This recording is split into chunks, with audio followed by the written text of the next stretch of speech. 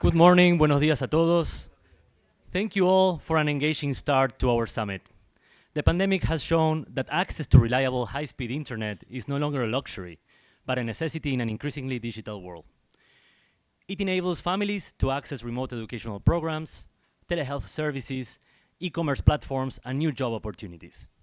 However, millions of US households still lack access to internet services, with affordability being a key obstacle. In 2021, Congress created the Affordable Connectivity Program to address that challenge. The ACP is a Federal Communications Commission benefit that provides a discount of up to $30 per month toward internet service for eligible households. Beneficiaries can also receive a one-time discount of up to $100 to purchase a digital device. It is estimated that over 48 million households in the US are eligible for the benefit. With 20 million households already enrolled, there is still a need to increase awareness of the ACP among the remaining 28 million households. Aspen Latinos recently received the FCC's ACP Outreach Grant to raise public awareness of the Affordable Connectivity Program through a bilingual campaign nationwide. Thank you. On your tables, you will find a couple of handouts explaining the benefit in greater detail, as well as the role Aspen Latinos will play in the next 2 years. We invite all of you to support us in disseminating this crucial information in your communities and to stay in touch to receive updates as we develop new materials and activities across the country. I am very excited about our next session. We have already learned a great deal about the economy and the state of the Latino entrepreneur in our changing landscape. Now, we will discuss how these shifts are impacting the Latino workforce more broadly. As we have heard in previous sessions, the rapid digitalization of our economy will radically alter our workforce. In fact, the National Skills Coalition has reported that 92% of all jobs in the US require digital skills. This panel will focus on ways to support the workforce digital transition and better empower Latino workers and professionals with digital upskilling opportunities. It is now my pleasure to welcome our moderator, Juan Otero, the Senior Vice President of Diversity, Equity, and Inclusion at Comcast. At Comcast, Juan leads corporate DEI governance initiatives across the full enterprise. During his time at Comcast, Juan has been instrumental in deploying a data-driven approach to advancing DEI. Juan previously served as director at the National Governors Association and was a deputy director at the US Department of Homeland Security. Juan is a member of the Aspen Latinos Advisory Board and a co-chair of our Aspen Latino Digital Success Task Force. We are honored to have him guide this important conversation. Join me in welcoming Juan Otero. Thank you all. I'm gonna adjust my seat just a little bit, and that's right. This is better than a break. So, it's a pleasure to be here. I'm honored to moderate this panel with, a great friend, my new BFF. But in way of introductions, Frankie Miranda, CEO of Hispanic Federation. Bravo. The premier Latino group, I say that because I'm on his board of directors. Yes, and very important. To no shade to anybody else out here. And a great partner, Duana Davis-Franklin from Reboot Representation, an extraordinary group that micro-targets women of color, Black, Latina, and Native American. So, you've heard a lot today, and we're not going to repeat the statistics. We know the call to action. We understand the urgency, the moment in time. And I think what we have here is a real opportunity to talk to two leaders who are spending their days thinking about the so what. The Federalistas can put forth policies, we can have the think tanks, we can have those call to actions, but the boots on the ground are really the ones who are going to inform these decisions. They play an integral part. Civil society has to be involved. Latinos have to be involved from a civil society standpoint to influence those decisions, those dollars, those state plans, all of those actions, the totality of the circumstances that have to come together to really do, uplift. We have lots of opportunities and we have lots of challenges. And we saw that in the great statistics piece. So I'm just going to start off, and we're going to have an iterative conversation here with my friends. Frankie, I'm going to start with you just in terms of the Latino workforce. As the Fed has gotten so much bigger, your eyes, you're the boots on the ground as you're seeing it, in terms of the work the Federation is leading. Why are Latinos uniquely situated to sort of capitalize on this digital economy? Well, just the sheer numbers of our community is the greatest opportunity, right? We know that it's estimated that in only 2 years, for every two individuals getting into the workforce, one of them is going to be Latino. That we know that around 66,000 Latinos are turning 18 every single month.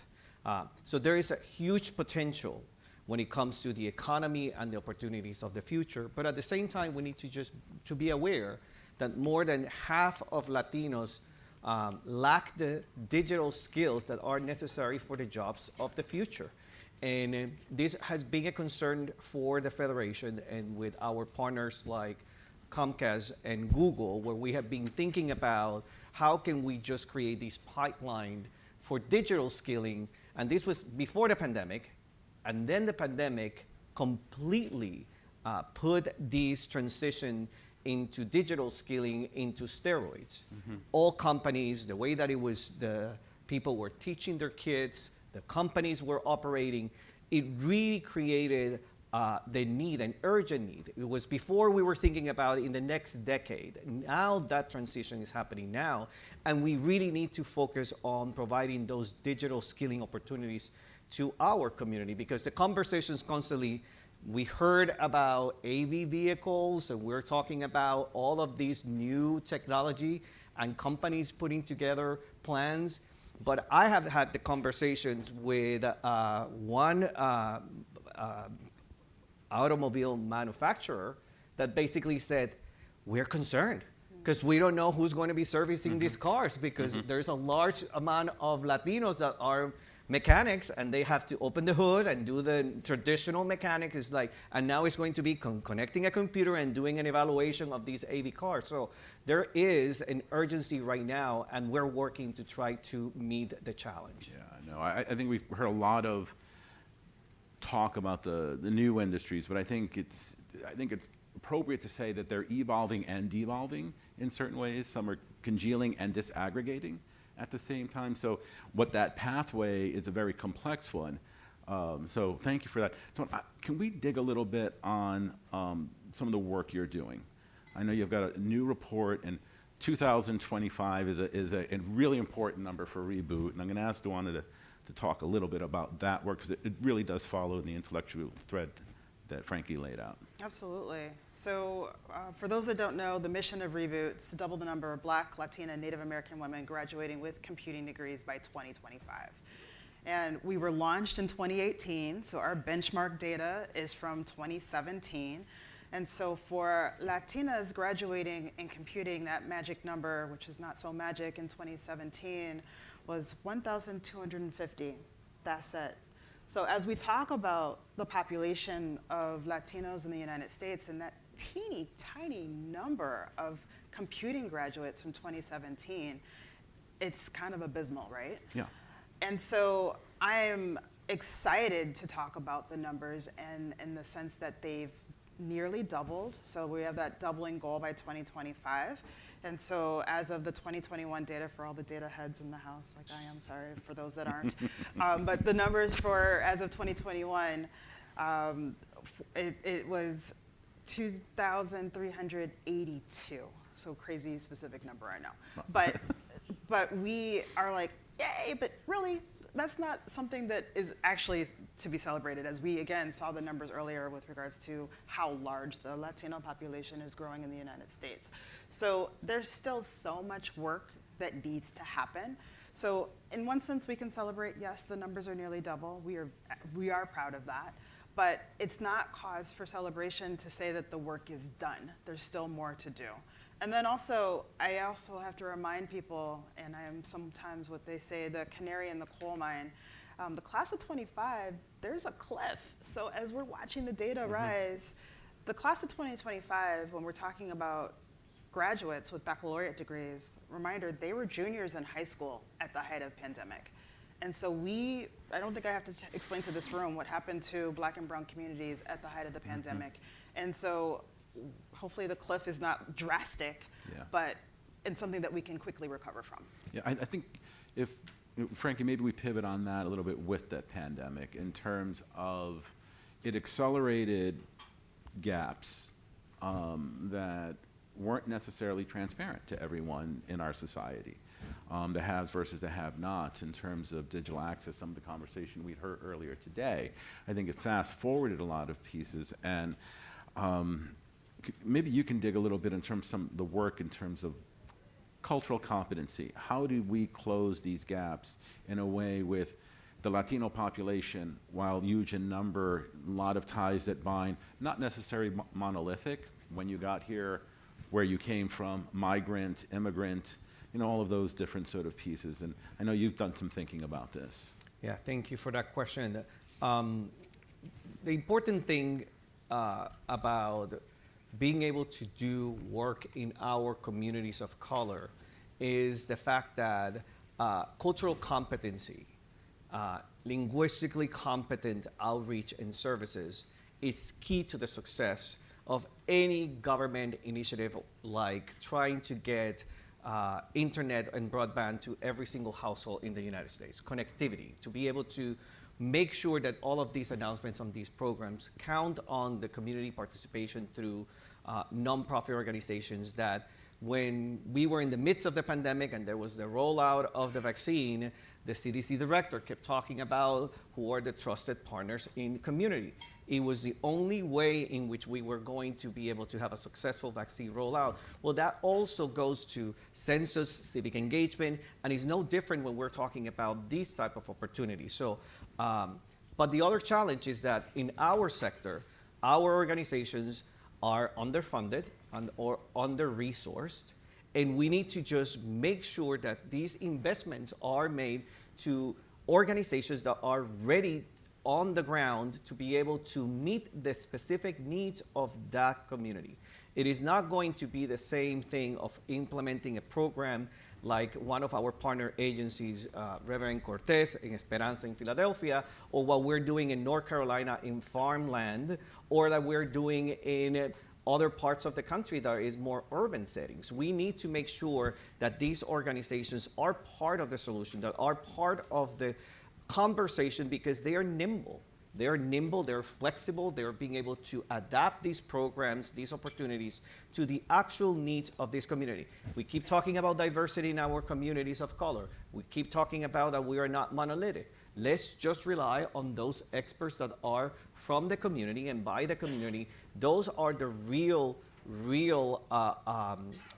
problem solvers when it comes to these complex issues of implementation. As a capacity builder and a grant maker, that's what we do. We basically go around the country and make sure that we are listening to these groups and trying to meet their needs, not trying to come in with like a all-fits-all type of model in which I think that I know better than you. No, you need to tell me what is the solution for that specific challenge. And the jobs of the future is not any different. We need to rely on the third sector to be able to accomplish this. Yeah, that's great. Thank you. Duana, data-driven. I know I too am a data head, and I do spend lots of time torturing my team, having them cut data back and forth. But data with the solution. Yes. Dig a little bit in terms of what you're seeing with that cliff. How, let's talk about scenarios in terms of like, how are we going to address the cliff? Because we talk about these divides, we talk about gaps, but what's your thinking in terms of how do we move that needle from a data and a solutions-based answer? Yeah, so I want to double click on what you said. There's no one size fits all because our communities are not a monolith. And so there is no silver bullet answer, but we need to be able to have data as the baseline so that we know what we want to solve for. And being able to disaggregate it at a very minimum by race and gender for whether we're talking about nonprofit organizations or corporate organizations, if you don't know what you're solutioning for by having that foundation in data. So Reboot was actually founded on data, and it was about what corporations were not doing with regards to philanthropic giving.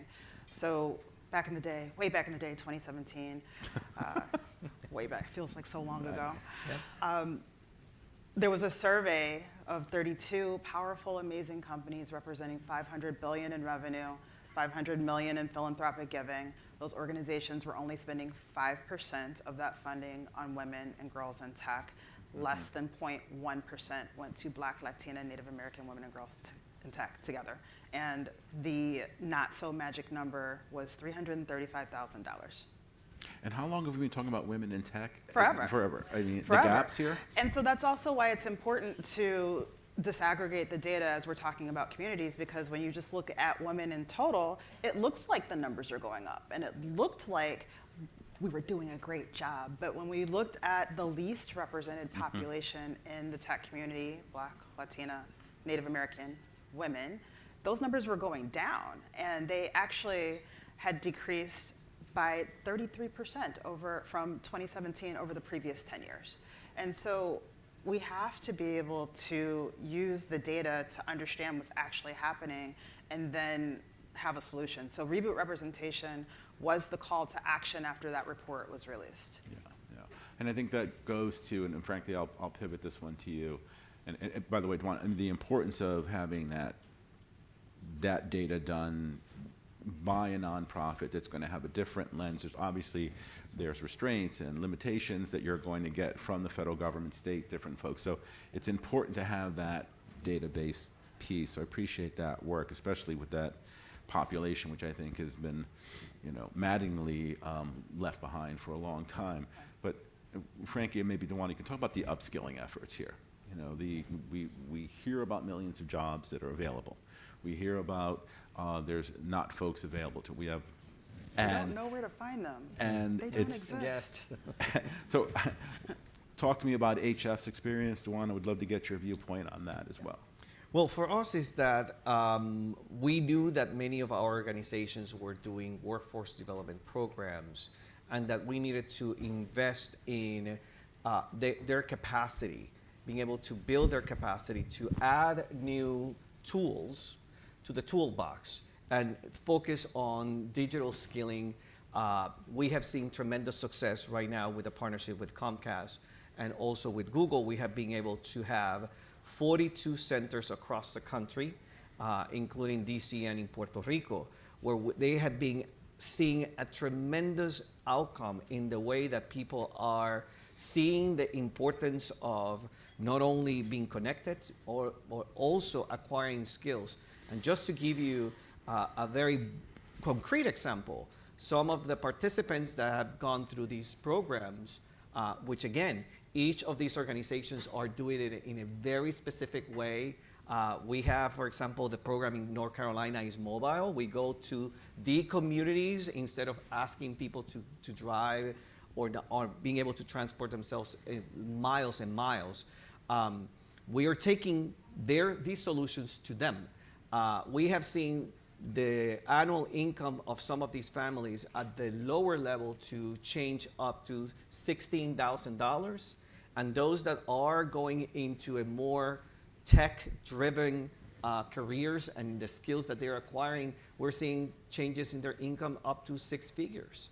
So it is immediate what we are seeing, the impact that you are able to do, and many people that are supporting these efforts, but they are not enough yet. We need to continue investing in organizations, in programs like what we are talking about, and making sure that this continues to grow, because the reality is that if we don't do this right now and we double down on these efforts, we're going to have an entire generation that is going to be stuck in, there's not going to be economic mobility for these communities, and we need to ensure that we do them the right way, the culturally and linguistically competent way. Yeah, that's great. I just want to, I guess I'll add that tech transcends industry, right? And that was, if you didn't know that before, 2020 made sure that it told all of us that. And if a business didn't have a tech component to it, then it might not be here today. And that even includes restaurants that went to QR codes because nobody wanted to touch the menu. So as we are thinking about how we skill this next generation, it's more than just the digital skills, right? And so as they're thinking about, as I love to tell young people, take your passion, marry it with tech, change the future. And being able to see the future through the lens and making sure that our communities don't get left behind is key. No, so yeah, what I'm hearing then is, again, that future proofing. I mean, there's some immediate needs that we have to obviously deal with those gaps, but to get to that place of wealth creation, to get to that cascade, we do have to get, what are those future-proofed jobs? And no one really knows what that answer is. I mean, I think there's lots of speculation on it. If you had told me that AI would go after white-collar jobs first and where you're going to see those change, I would have said, no, this will be the manufacturing. But to your point, Frank, you need human beings to do certain things.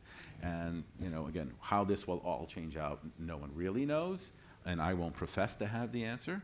I could put you both on the spot and say, tell me the 3 future-proof jobs, but the bad news is that, as we have been sharing, our numbers are really, really low in terms of participation.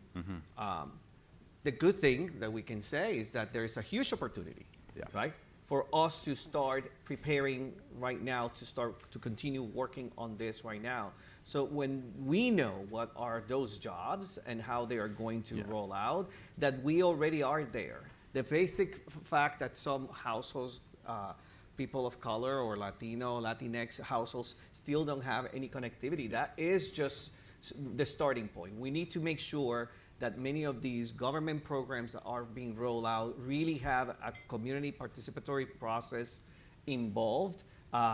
We were talking to Alan Davidson from in the past meeting that we had in Miami, right? And we were talking about the state equity plans. We need to ensure that the NTIA is going to be looking at these equity plans from the states and basically saying like, well, this is not really equitable, right? So we need to ensure that we're participating, encouraging. We are mobilizing our organizations that are part of these digital skilling programs to be part of these conversations, because otherwise, if we just going to roll out billions and billions of dollars and the implementation is not really impacting our communities, that's just the basic, right? The basic access to the internet, basic access to these tools that then we can ramp up. The fact that many of our households still don't have a computer, right, to even start. That is why these programs are so important. We lend computers, we get them access to computers, we get them access to the first email account, and then from that, you can actually start building up, and it's multi-generational. So we are thinking about all of this, but it's important that organizations have opportunities to be part of this, and also that some of these opportunities come with like a reimbursement structure, and many of our organizations cannot access these monies. So how do we come together and being able to just secure those funds and re-grant, and at the same time do the capacity building and be part of this process with these organizations? That's extremely important. Just want to double click on one thing that Frankie said to make sure that we understand, even trade jobs, as you were talking about mechanics, which tend to be hands-on, right? That's a tech job in the future. Yep. So making sure that we are having these skills transcend through everything that we're doing is going to be so key. Yeah, no, it seems like everyone is a tech company. Every company is a tech company. And if not, you won't exist, to be practical. And I'm hearing, Frankie, sort of that rigid flexibility in terms of how you engage and the important role that civil society can play in actually informing these decisions, because we are in a unique moment in time and it will not last. So I think it's an important piece of the puzzle, as we've talked about economic development writ large and community-based solutions, but having that the folks that can actually be game changers, those digital connectors, if you will, is mission critical. And also, just giving people option. God knows I pay a lot of money for the plumber that came to my apartment the other day, and that plumber is going to have a guaranteed job for a long, long, long time. But we just don't need to assume that our communities are going to just get stuck on specific industries or specific sector. We need to allow them to have the freedom to be able to choose, that they can go to and be part of the conversation at the board level, at the decision-making level, the grant-making decision. It is important that we are all present, because normally they want us to say, like, well, just take care of the poor people's issues and don't mingle into economic development or anything other than health and human services. And we need to be part of these conversations. Yeah, no. You know, as companies are transforming, AI, machine learning, it's like, I won't say there will be less jobs, but there are going to be different jobs. And places where we have, black and brown folks have tended to gravitate, they may be there, they may not be there. But again, we have to think about a totally sort of different approach to this, because we can't get pigeonholed.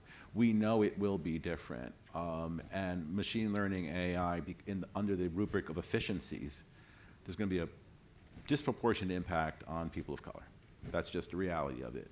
Whether that's truck rolls or installs or, and by the way, that is not a bad thing. Economies have to move forward, and we cannot be Luddites in the room. You can't stop the ocean.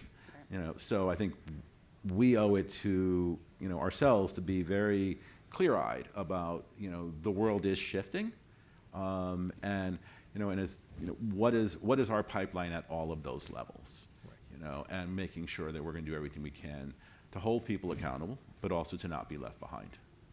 Yes. So I wanted to check on. I think we have time for some questions. Or not, okay. Well, then again. All right. Tell me something that you'd want the audience to hear, I want everybody to know that we have an incredible network of nonprofit organizations ready to act on these and many other issues, that we cannot ignore our sector as one of solutions, of innovation, of incredible transformation. So everybody in this room that have the ability to make decisions on how to invest in community, make sure that you are talking to many of us, and also looking for those local organizations that are ready. All that we need to do is to give them the opportunity. Absolutely. We want BLNA women, Black, Latina, Native American women, to be the future leaders. And the reason why we're focused on degree attainment is because we want to close the wealth gap. We want to build generational wealth. We want them to have real seats at the table. We want them to be the future leaders in our corporations. I see all you companies up at the front. Kudos to all y'all. We want them to go back and get master's degrees and PhDs and contribute back to the ecosystem. We want them to be entrepreneurs and contribute to that ecosystem as well. And so we're doing our part. You're doing your part. Y'all are doing your part. We need other parts of this ecosystem to also do their parts. So I'm going to just name drop our report that just came out. We launched a report last week that's focused on what we're saying are the 9 cornerstone policies corporations must have in order to effectively recruit, retain, and advance Black, Latina, and Native American women. We surveyed more than 2,000 individuals, over half of which were BLNA women with technical titles, and they told us what they need. So we now need to do our part and listen and fix our policies in our corporations to make sure that there's a real pathway to the boardroom. That's great. That's wonderful. And folks, I'm going to close this out, but I want to thank 2 amazing Comcast partners. We are just thrilled to work with you guys every day and the change agents that you are. I also want to give a shout out to my friend and partner, Gwyneth Gall, who's out there, who's my partner in all things Aspen Latino. And she's far smarter than I am, so please talk to her if you have any hard questions. But always a pleasure and a big champion of this work, so thank you, Gwyneth. I I think Jeff Connor Taylor's here from National. I just wanted to give a shout out. Really important work from Digital Skills here's Coalition, and another great partner that we're spending a lot of time and learning tons from. And again, I think the totality of the circumstances that his research and Dewana's bring it all together to really inform how do we have meaningful community-based solutions that are lasting and not just a moment, but really a movement. So with that, thank you so much. Thank you. Thank you.